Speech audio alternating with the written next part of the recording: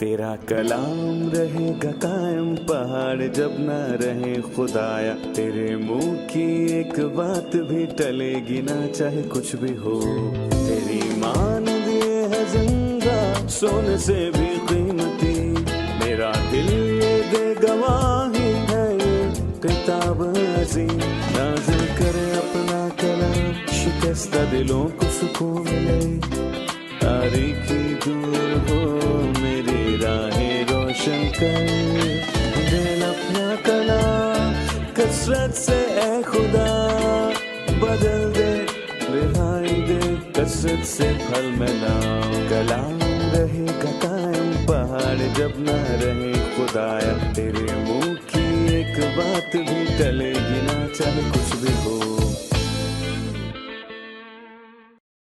अजीज नाजरीन, मैं अयाद ज़रीफ आप तमाम देखने वालों को हमारे रोज़ के बाइबली मुतालियाती प्रोग्राम की नई किस्त में खुश आमदेद करता हूँ। अभी हम ज़बूर की किताब का मुताला कर रहे हैं और आज हम ज़बूर 91 का मुताला करेंगे, उन सब के लिए जो पनाह और तहफ़्फ़ुज़ के मुतलाशी हैं। ये ज़बूर ज़ाती तौर पर उन्हें अता किया गया है, ख़ासकर उन लोगों के लिए जो खौफ और दहशत महसूस करते हैं और मुस्तकबिल के खदशात से खौफज़दा हैं। ये ज़बूर शख्सी तौर पर उन लोगों के लिए है।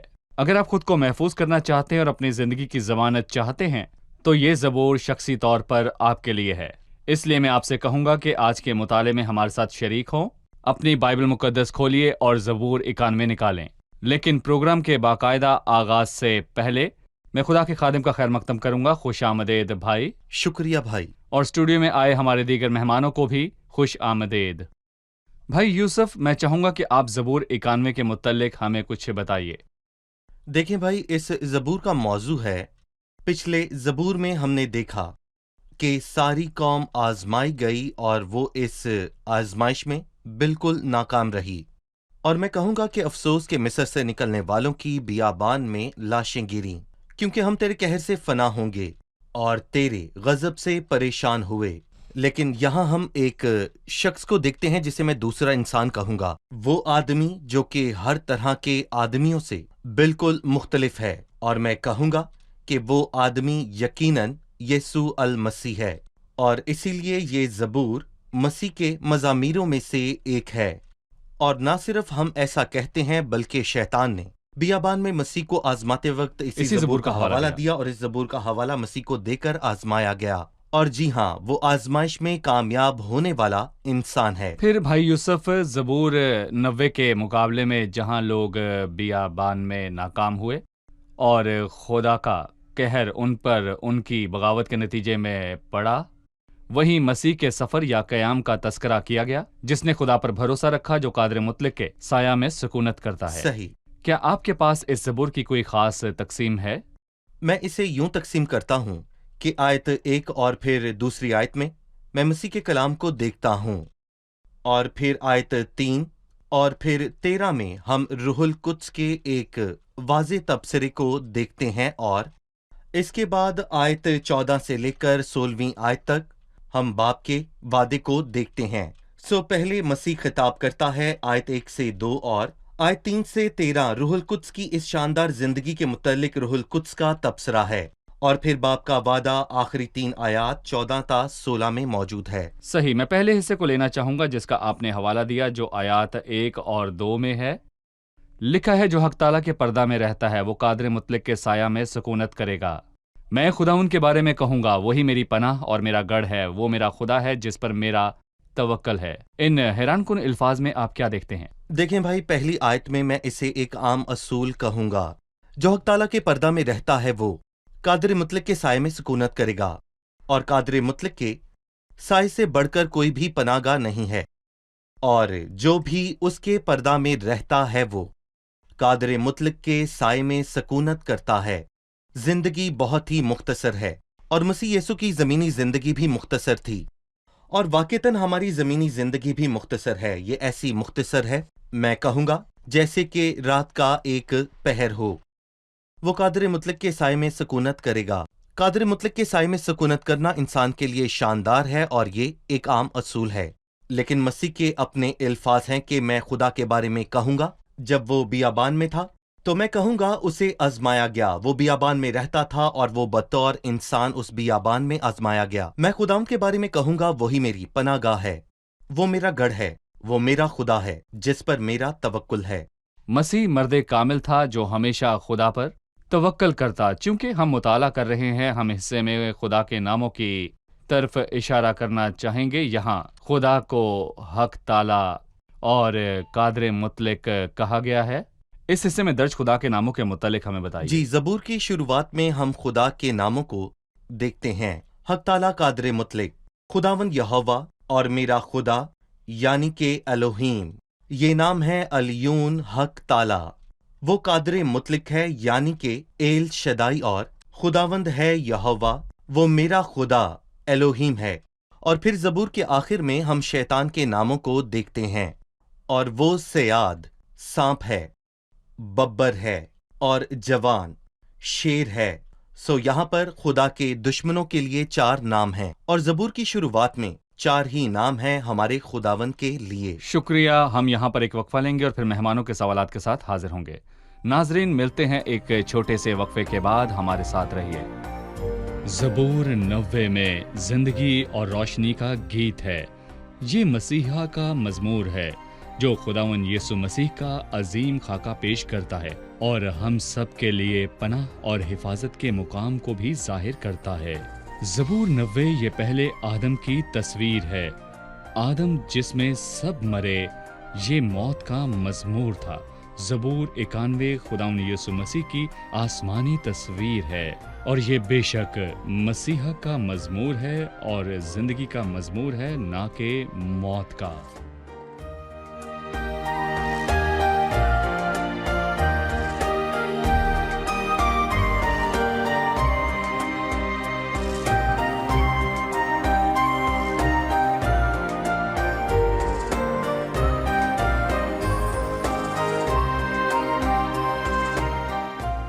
خوش آمدید۔ آئیے چلتے ہیں اپنے مہمانوں کی جانب اور جانتے ہیں ان کا سوال۔ جی، کس کا سوال ہے؟ پوچھئے۔ جی، میں تیسری آیت کے متعلق پوچھنا چاہوں گی جس میں لکھا ہے کیونکہ وہ تجھے سیاد کے پھندے سے اور مہلک وبا سے چھڑائے گا۔ بھائی یوسف، راہ میں ان دہشت میں مبتلا کرنے والی باتوں سے کیا مراد ہے؟ یقیناً میں کہوں گا کہ سیاد ابلیس ہے، جو اس دنیا میں سب سے بڑا سیاد ہے۔ اور سیاد ہمیشہ ہی چلاک ہوتا ہے، اور وہ اپنے شکار کو پکڑنا چاہتا ہے۔ اور وہ کس کا شکار کرنا چاہتا ہے؟ وہ ہر ایک شکار کے لیے اس میں ایک چارہ پھندا ہوتا ہے۔ تیار کرتا ہے، اس میں چارہ ہوتا ہے۔ اور یہاں وہ سیاد کا ذکر کرتا ہے جب وہ پرندوں کا شکار کرتا ہے۔ سو ہر ایک پرندے کے شکار کے لیے اس کے پاس ایک مخصوص پھندا ہے۔ اور ہم دوسرے تموتیوس کے دوسرے باب میں یہ دیکھتے ہیں کہ لکھا ہے، اور خدا کے بندے کے ہاتھ سے خدا کی مرضی کے اسیر ہو کر ابلیس کے پھندے سے چھوٹے۔ تو میں کہوں گا کہ ابلیس ایک بڑا سیاد ہے، اور وہ ہماری راہ میں پھندا لگاتا ہے۔ لیکن وہ یہاں پر کہتا ہے کہ خدا جس پر تم بھروسہ رکھتے ہو تمہیں سیاد کے پھندے سے چھڑاتا ہے۔ بہرحال یہ ایک اور معاملہ ہے، اور وہ بات کرتا ہے مہلک وبا، یعنی گناہ جو بری طرح چمٹا ہوا ہے۔ جب ملک میں وبا پھیلے تو آپ جان لیتے ہیں، اور ہر ایک کو ہر بات سے محتاط ہونا پڑتا ہے، اور ہم کھانے پینے سے پہلے ہاتھ دھوتے ہیں اور احتیاط کرتے ہیں کیونکہ وبا پھیلی ہوئی ہے۔ لیکن یہاں ہمیں روحانی وبا نے چاروں طرف سے گھیرا ہوا ہے۔ لیکن اگر ہم حق تعالیٰ کے پردہ میں رہتے اور قادر مطلق کے سائے میں سکونت کرتے ہیں تو میں کہوں گا کہ آپ اس وبا سے محفوظ رہیں گے۔ وہ میری حفاظت کرے گا۔ جی، حفاظت۔ صحیح۔ لہٰذا بھائی یوسف، سیاد ابلیس ہے، مہلک وبا گناہ ہے، رات کی ہیبت بھی ہے۔ رات کی ہیبت سے کیا مراد ہے؟ 5ویں آیت میں ہم 5 اور 6 آیت میں ہم دو باتوں کا ذکر دیکھتے ہیں۔ تو نہ رات کی ہیبت سے ڈرے گا اور نہ دن کو اڑنے والے تیر سے، اور 6 آیت نہ اس وبا سے جو اندھیرے میں چلتی ہے، اور نہ اس ہلاکت سے جو دوپہر کو ویران کرتی ہے۔ اور اسے ہم کہہ سکتے ہیں ظاہری یا پھر پوشیدہ، وہ جنہیں آپ دیکھ سکتے ہیں اور وہ جنہیں نہیں دیکھ سکتے۔ مطلب دن کے وقت آپ خطرے کو دیکھ سکتے ہیں، لیکن جب رات آتی ہے تو آپ نہیں دیکھ سکتے۔ مطلب وبا اندھیرے میں چلتی ہے اور ہلاکت دوپہر کو ویران کرتی ہے۔ اور جہاں تک ہمارا تعلق ہے، ہم بہت سی باتوں کو جانتے ہیں کیونکہ خدا ہماری حفاظت کرتا ہے۔ اے خدا، ہم تیرا شکر کرتے ہیں کہ تو نے ہمیں فلاں فلاں بات سے چھڑایا، لیکن خدا نے ہمیں ایسی باتوں سے بھی چھڑایا جنہیں ہم نہیں جانتے، اور ایسی سازشوں سے جو ہمارے خلاف تھیں، جیسا بلکہ دنوں میں ہوا جب اس نے بلام کو بلایا اور لوگ اس سے واقف نہ تھے، لیکن خدا واقف تھا، اور اس نے شریر بلام اور بل کی چالوں سے لوگوں کو چھڑایا۔ بہت سے خطرات جن سے ہم واقف ہوتے ہیں اور دیکھتے ہیں، انہی سے رہائی کے لیے خدا کا شکر ہے۔ لیکن جب ہم خدا کی تخت کے سامنے کھڑے ہوتے ہیں اور زندگی کو دیکھتے ہیں تو ہمیں پتہ چلتا ہے کہ بہت سی باتیں اور بھی ہیں، وہ باتیں جو ہمارے خلاف ہیں اور ہم ان سے واقف نہیں ہیں۔ اس نے ہمیں وبا سے چھڑایا جو رات کو چلتی ہے، اور رات کی ہیبت سے، اور میں کہوں گا یہ خدا کا کام ہے۔ یعقوب عیساؤ سے ڈرتا تھا۔ عیساؤ کے لیے حساب کتاب کیا؟ وہ جانتا تھا کہ اس کے پیچھے لابن ہے، ظاہری اور پوشیدہ، لیکن خدا نے لابن کے معاملے میں بھی مداخلت کی اور حد مقرر کی تاکہ وہ یعقوب کے ساتھ حد پار نہ کرے۔ بالکل۔ بھائی یوسف، جب اس نے رات اور دن اور دوپہر اور اندھیرے کا ذکر کیا، میں اس میں دن کے سب حصوں کو دیکھتا ہوں، یعنی رات کو اور دن کو۔ 24 ایک جنگ گھنٹے۔ مسلسل ہے بھائی یوسف، رات اور دن، دوپہر اور صبح۔ آپ ہمیں ایماندار کے خلاف اس جنگ مسلسل کے متعلق بتائیں۔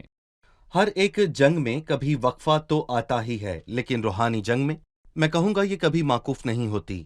ہماری جنگ عظیم تیز بگاڑنے والی آگ کی مانند ہے، لیکن میں کہوں گا کہ ہمارا پیارا منجی، ہمارا جلالی رہنما ہے، اور ہمیں ہمیشہ تیار رہنا چاہیے، کیونکہ ہم نہیں جانتے کہ ہمارا دشمن ہم پر کب حملہ کر دے۔ وہ ایسا ہے۔ اس لیے مسیح نے بہت اہم بات اپنے شاگردوں سے کہی، لیکن انہوں نے غور نہ کیا، اور وہ ناکام ہوئے کیونکہ انہوں نے غور نہ کیا۔ جاگو اور دعا کرو تاکہ آزمائش میں نہ پڑو۔ انہوں نے ایسا نہ کیا، وہ آزمائش میں پڑے اور وہ ناکام ہوئے۔ اور میں کہوں گا کہ پترس نے سبق سکھایا، کیونکہ اس نے اپنے پہلے خط میں ایمانداروں سے کہا، تم ہوشیار اور بیدار رہو، تمہارا مخالف ابلیس گرجنے والے شیر ببر کی مانند ڈھونڈتا پھرتا ہے کہ کس کو پھاڑ کھائے۔ تم ایمان میں مضبوط ہو کر اس کا مقابلہ کرو۔ بھائی یوسف، 7ویں آیت میں خدا کے کام کا ذکر ہے کہ تیرے آس پاس 1000 گر جائیں گے اور تیرے دہنے ہاتھ کی طرف 10,000، لیکن وہ تیرے نزدیک نہ آئے گی، لیکن تو اپنی آنکھوں سے نگاہ کرے گا اور شریروں کے انجام کو دیکھے گا۔ کیا اس کا مطلب یہ ہے کہ آس پاس کے تمام دشمن ہمارے قریب بالکل نہیں آ سکتے، یا کوئی حادثہ یا بیماری یا تنگ دستی یا موت ایماندار کے نزدیک نہیں آ سکتی؟ میرا مطلب، کیا کوئی مسلسل ہمیں بچاتا ہے ان ایمانداروں کا کیا جو قتل و غارت کا شکار ہوتے ہیں؟ دیکھیں، اگر ہم یہ کہیں کہ یہ زبور مسیح کے حوالے سے ہے تو میں کہوں گا کہ کیا مسیح کی زندگی آسان تھی؟ نہیں۔ اور کیا اس کے خلاف مصیبتیں اور سازشیں تھیں؟ جی ہاں، بالکل تھیں۔ بہرحال میں کہوں گا کہ کیا وقت کے آنے سے پہلے لوگ مسیح کا کچھ کر پائے؟ بالکل نہیں۔ اور میں کہوں گا کہ اسی کا اطلاق ہم سب پر ہوتا ہے۔ اگر خدا ہمیں روحانی آزمائش میں ڈالنا چاہے تاکہ ہم اس سے کچھ سیکھیں تو وہ ایسا ہونے دے گا، اور ہم کچھ نہیں کر پائیں گے، لیکن ہم دشمن کے رحم و کرم پر نہیں، بلکہ ہم خدا کی رحمت کے سائے میں ہیں، بلکہ مسیح ہی کی طرح کسی نے اس پر ہاتھ نہ ڈالا، کیونکہ اب تک اس کا وقت نہیں آیا تھا۔ لہٰذا آپ خدمت میں ہیں اور مسیح یسوع آپ پر کسی قسم کی آزمائش نہیں آنے دے گا، تو کوئی آپ کے خیمہ کے نزدیک نہیں آ سکتا، لیکن اگر وہ اجازت دیتا ہے تو یہ آپ کی بھلائی کے لیے ہوگا۔ میرا مطلب، آزمائش پالوس پر آئی، لیکن یہ اس کی بھلائی کے لیے تھی، اور اس نے کہا کہ اس لیے میں مسیح کی خاطر کمزوری میں خوش ہوں تاکہ مسیح کی قدرت مجھ پر چھائی رہے، کیونکہ جب میں کمزور ہوتا ہوں تو اسی وقت زوراور ہوتا ہوں۔ خدا کے مداخلت کرنے کے حوالے سے بائبل کا نظریہ یہ نہیں کہ وہ مکمل رہائی کے لیے مداخلت کرتا ہے، بلکہ خدا مصائب کو آنے دیتا ہے تاکہ اس سے اسے جلال ملے۔ دیکھیں، میں کہوں گا کہ مجھے دوسرے تموتیس کے 3 باب میں پالوس کی بات اچھی لگی، جب اس نے ان مصیبتوں کا ذکر کیا جو اس نے اکنیم اور دربے اور لسترا میں برداشت کی۔ اسے سنسار کیا گیا اور انہیں لگا کہ وہ مر گیا ہے، اور اس نے ان آزمائشوں کے متعلق کہا کہ اس نے مجھے ان آزمائشوں سے چھڑا لیا ہے، اور میں کہوں گا انہوں نے اسے سنسار کیا، وہ مر گیا، لیکن وہ مرا نہیں، بلکہ وہ سلامتی سے اٹھا، اور وہ سخت آزمائش اس کی اور بھائیوں کی تسلی کا باعث بنی۔ 9ویں آیت میں لکھا ہے، پر تو اے خداوند میری پناہ ہے، تو نے حق تعالیٰ کو اپنا مسکن بنا لیا ہے، تجھ پر کوئی آفت نہیں آئے گی اور کوئی وبا تیرے خیمہ کے نزدیک نہ پہنچے گی، کیونکہ وہ تیری بابت اپنے فرشتوں کو حکم دے گا کہ تیری سب راہوں میں تیری حفاظت کریں، وہ تجھے اپنے ہاتھوں پر اٹھا لیں گے ताकि ऐसा न हो कि तेरे पाँव को पत्थर से ठेस लगे। वो कहता है क्योंकि तूने, फिर वो अगली बात गोया खास बात करता है, गोया वो कहता है कि तू कहाँ।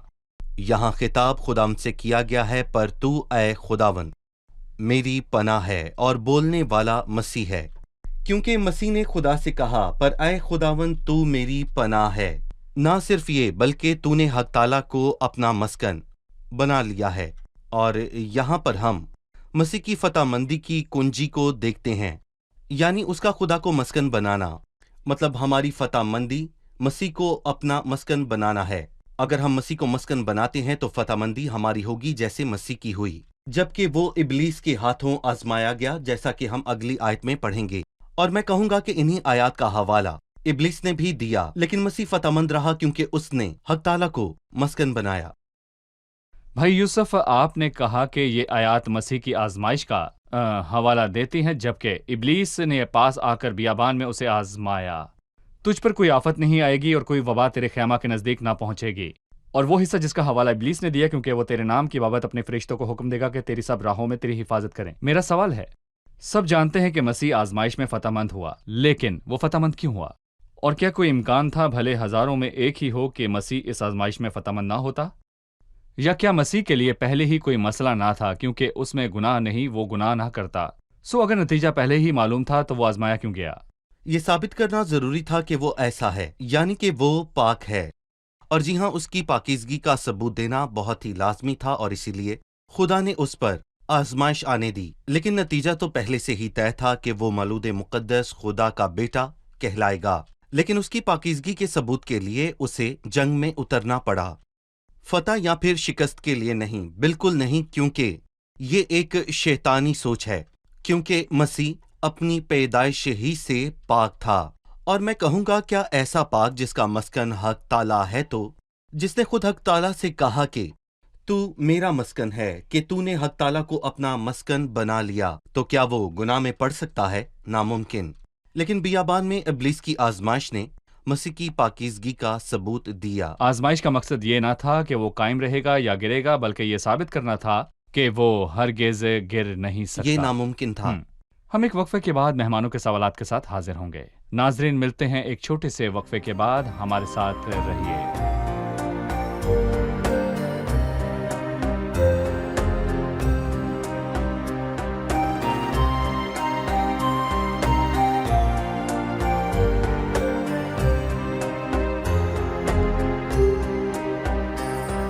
एक बार फिर से खुशामदीद। आइए ज़बूर 91 के मुताले में आगे बढ़ते हैं, लेकिन पहले जानते हैं मेहमानों से सवाल।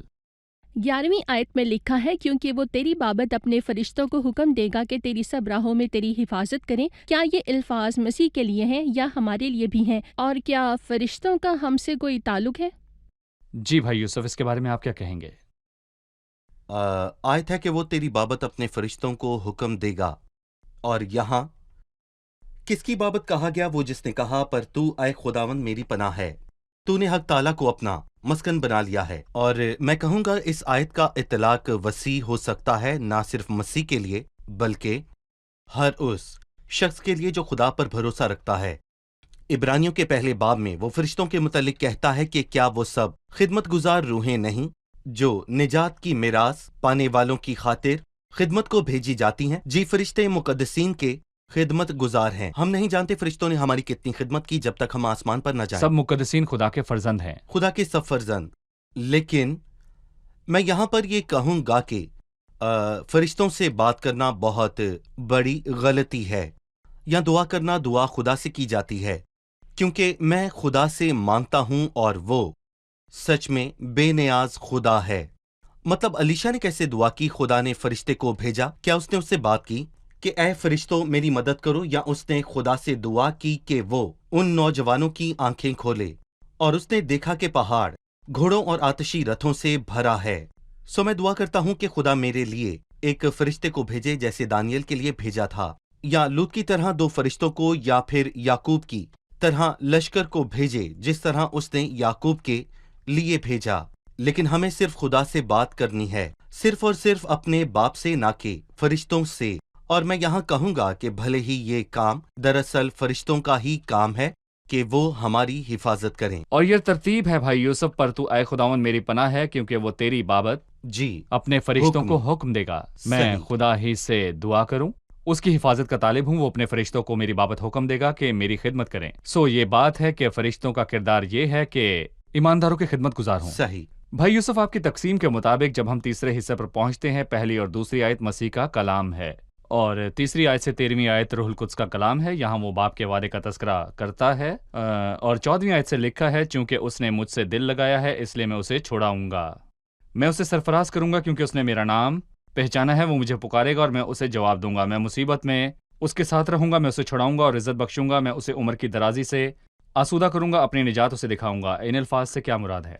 میں دیکھتا ہوں اس میں زبور 90 کا جواب ہے، کیونکہ اس کا اختتام 7 درخواستوں پر ہوتا ہے، اور زبور 91 کا اختتام 7 وعدوں پر، اور میں یہاں کہوں گا کہ زبور 90 کے مطابق در حقیقت انسان کی زندگی بہت ہی مختصر ہوتی ہے، اور زبور 91 کے مطابق میں اسے عمر کی درازی سے آسودہ کروں گا۔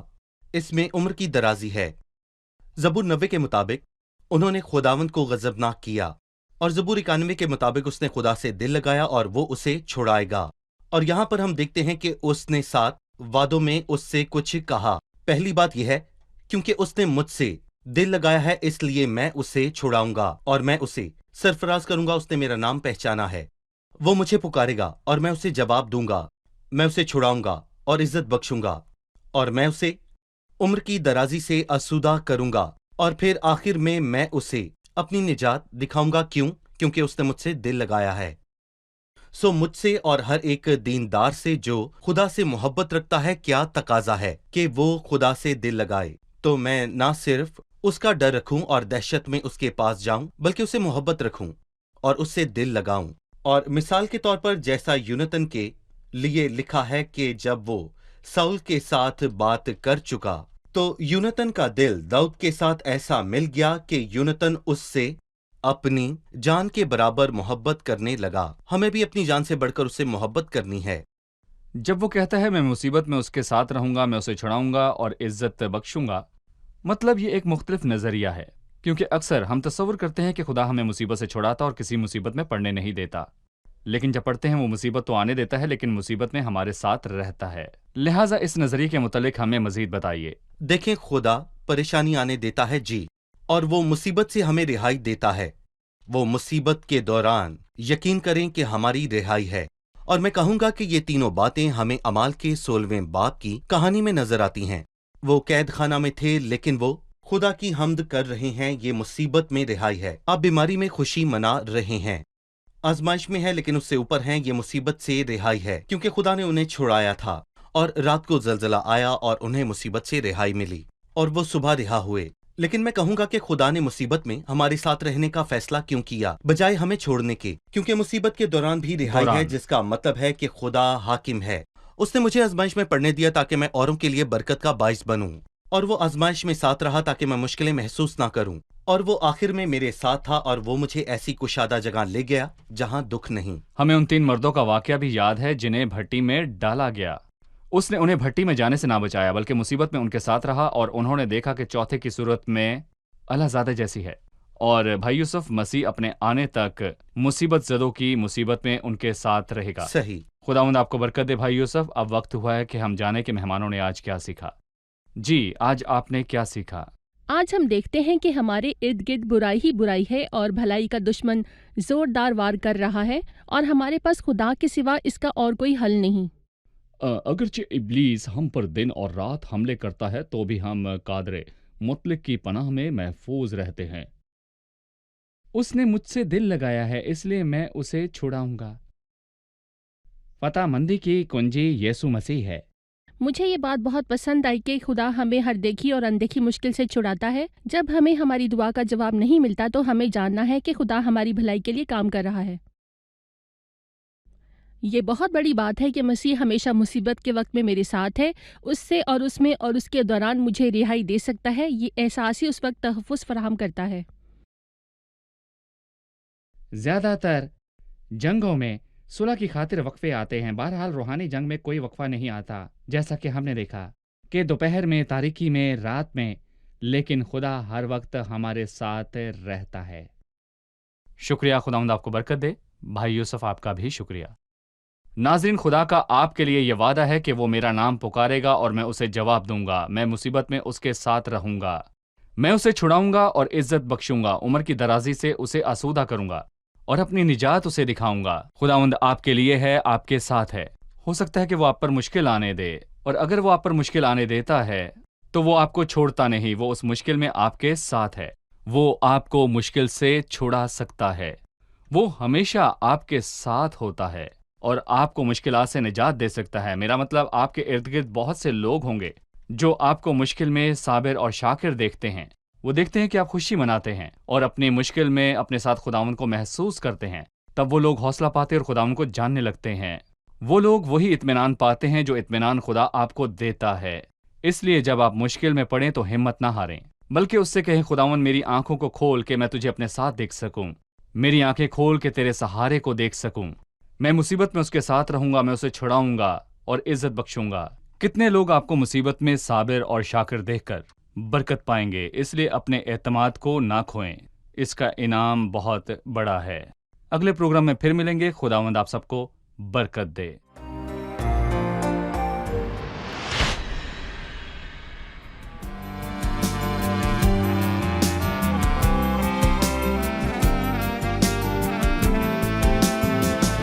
كاهن عظيم قادر رحيم ربي يسوع، مهما نقابل من مشاكل من آلام، يقدر يعين متجربين، يمسح دموع، يشفي أنين المكسورين، يدي سلام.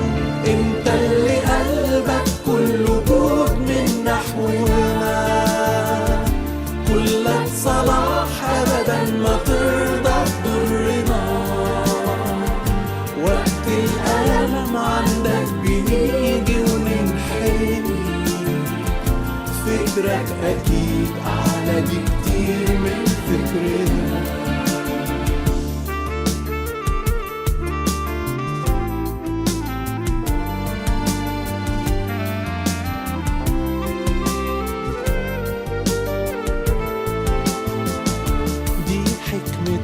مخضع لأمرك يا حبيب، انت الحكيم فوق العقول طرقك يا رب، بعد السفر لازم يروح بيته الغريب، وانت رفيق للي في سفر وأحن أب. انت اللي قلبك كله جود من نحونا، كلك صلاح أبدا ما ترضى تضرنا، وقت الألم عندك بنيجي وننحني، فكرك أكيد أعلى بكتير من فكرنا، فكرك أكيد أعلى بكتير من فكرنا. تیرا کلام رہے گا قائم، پہاڑ جب نہ رہے خدایا، تیرے منہ کی ایک بات بھی ٹلے گی نہ، چاہے کچھ بھی ہو۔ تیری مانند یہ ہے زندہ، سونے سے بھی قیمتی، میرا دل یہ دے گواہی ہے، یہ کتاب عظیم نازل کرے اپنا کلام، شکستہ دلوں کو سکون ملے، تاریکی دور ہو میری راہیں روشن کر، دل اپنا کلام کثرت سے اے خدا بدل دے، رہائی دے کثرت سے پھل ملاؤ، کلام رہے گا قائم، پہاڑ جب نہ رہے خدایا، تیرے منہ کی ایک بات بھی ٹلے گی نہ، چاہے